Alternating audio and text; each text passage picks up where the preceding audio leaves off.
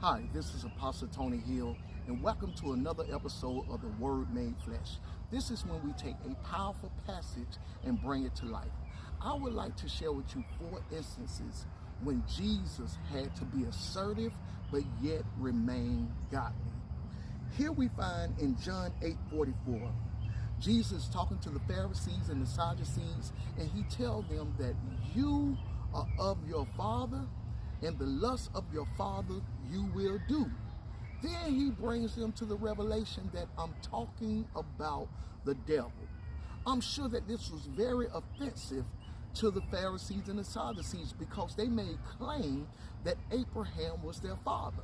But he said that if you was of Abraham, then you would do the deeds of Abraham, but yet you do the deeds of the devil, which is really your father. Sometimes you're going to have to tell people the hard truth about themselves in a assertive but godly manner.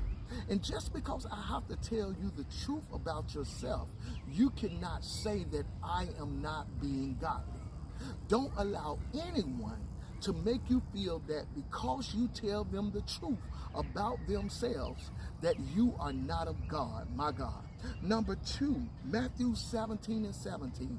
Jesus' disciples are trying to cast a demon out of a young man. They could not cast the demon out of the young man, so they brought him to Jesus. Jesus said to them, "How long must I suffer with this perverse and faithless generation?" My God, I'm sure the disciples may have been offended because they was grouped with perverse and faithless people. But oftentimes, listen, you're going to have to tell some of the closest people to you the things that they lack, their inadequacies. And yes, it even may seem like you're frustrated with their condition, but we must remain godly. We must not move in cardinal emotions, but we must purposely reveal the truth. Number 3, Matthew 21:12. Jesus goes into the temple, and they was extorting the people by selling them sacrifices at inflated prices. Jesus turns over the money table. He chases them out with cords, which is whips.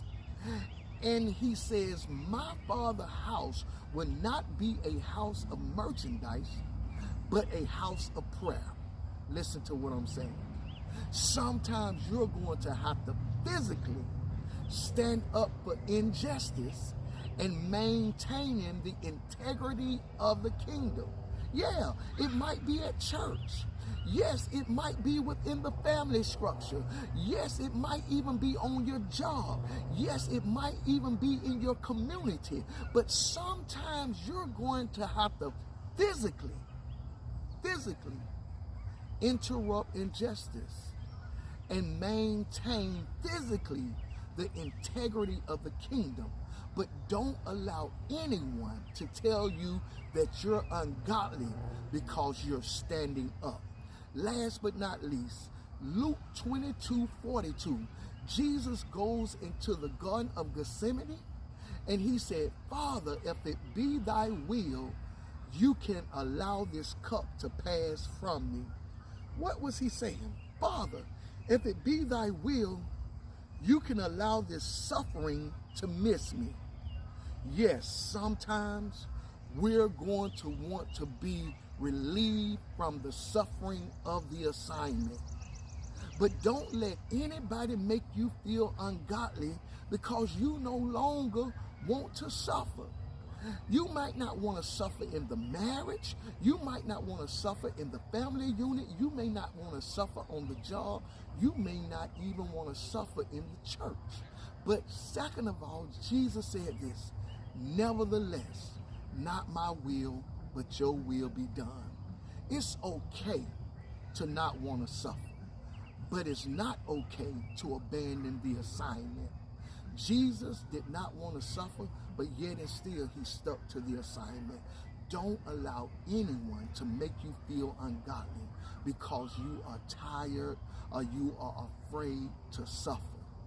Yes, you're still godly. God still loves you, and you're still anointed. You're still appointed.